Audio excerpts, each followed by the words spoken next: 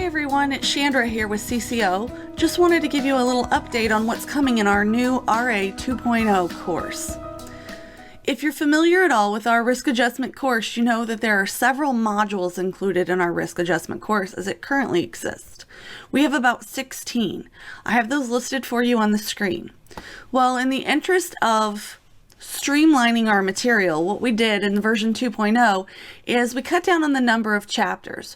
We found that in module 1 there were lots of chapters. It was really easy to get lost, and some of the chapters were really small, and some were very related to other chapters near them. So what we've done is, as I mentioned, we've streamlined. We've gone from 16 modules down to 7. It's not that any of the material has been removed, actually quite the opposite. We've added a lot of new content. We start out with an introductory module, giving you some of the information on the basics of risk adjustment, the history behind it, what all's included in that.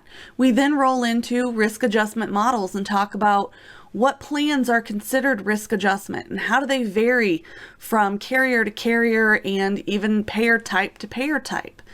Then we get into coding for risk adjustment. This is by far the meatiest module that we have. And there's a couple of asterisks next to it because there's a lot of bonus material that we include in this particular piece of it. Because we know that the coding for risk adjustment is the key. That's the key to getting the right payment. That's the key to the correct documentation.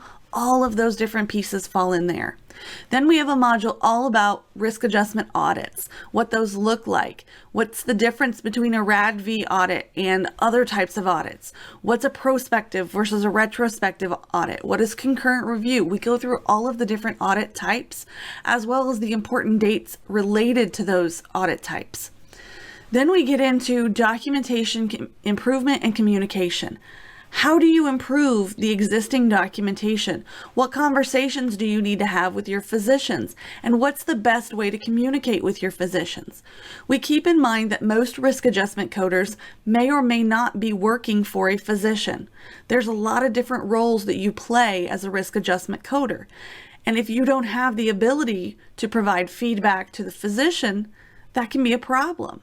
If you're working from the payer side of things, you have no communication with the physician. But if you're working in a physician's office, or oftentimes if you're working for a third-party administrator, you may have access to the physician, either in face-to-face conversations or through written queries. Both of those are key methods for communicating with your provider any documentation deficiencies that you may observe.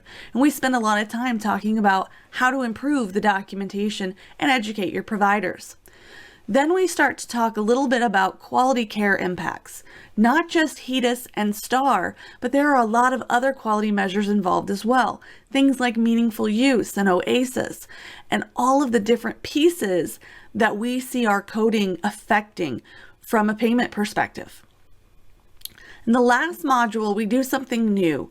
We bring all of this information together. We take everything that you've learned in the first 6 modules and give you a couple of case examples and show how they would change depending on which risk adjustment model they're reported for and under.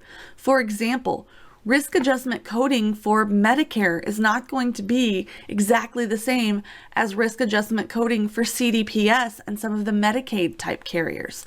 It's going to be different even still for the new ACA HHS risk adjustment models. So we go through that. We show you how it's going to change and what the different impacts are. We've also included focusing on the key that the coding chapter is the meatiest chapter, and that without proper coding and proper documentation, everything falls apart from a risk adjustment perspective. Keeping that in mind, we have gone back and looked at the pearls that we had before. If you were familiar with the pearls in our first module, or if this is completely new to you, what is a pearl is maybe a question you're asking yourself. Pearls are little pearls, little gems of information that are really helpful. We've expanded those pearls. Before, the pearls were literally very small nuggets of information. We've taken pearls, we've expanded the number of conditions that we've developed pearls for, And each of those pearls is now much more comprehensive. We define each condition for you. We talk about common symptoms, common manifestations, things that it can evolve into, proper coding and how to look up the codes for each of these conditions, as well as if there is any coding clinic or relevant article information out there for advice on how to use these codes that may impact your code selection or the documentation needed. We've expanded this area tremendously. You'll see before we had about 7 pearls.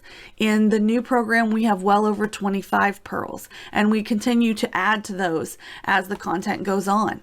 So we've really done a lot in this version 2.0.